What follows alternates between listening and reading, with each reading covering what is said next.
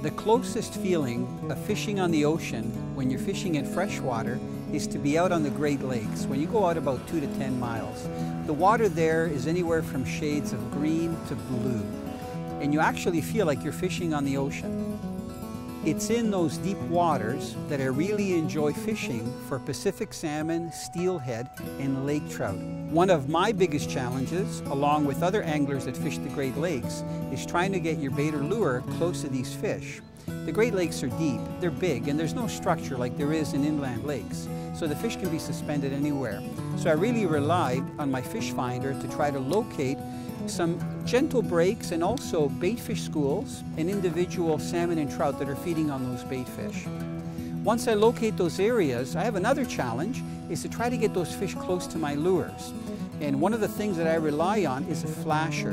A Luhr Jensen Flasher looks like a piece of metal or a piece of plastic, and it's designed to go through the water from side to side. And as it does that, it gives off a lot of reflection and flash that looks like a salmon that's turning and flashing. The salmon and trout can spot these flashers sometimes from 30, 40 feet away.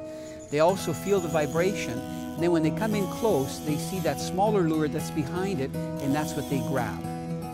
The distance between your flasher and the actual lure that you're using can be very important. I find that when fish are aggressive, especially early and late in the day, you can use a short leader. In the middle of the day, sometimes we run longer leaders that are up to 10 or 15 feet long. The trolling speed is very important when you're using a flasher. You want to have a really nice side-to-side rolling action, so you get a lot of flash from it. The best way to see that action, whether you clip it onto a downrigger or on a diving device like a dipsy diver, is to just set it in the water beside the boat, lower it down a couple of feet, and observe the action and try different speeds. If you go too fast, the flasher will flip over. So you want a nice side-to-side action, and that also gives the lure that's trailering it a nice erratic action swimming behind it. And it's that erratic action that actually triggers fish into striking. Flashers definitely work well to attract fish in clear water like the Great Lakes. And for trolling, they can really help you catch a lot of fish.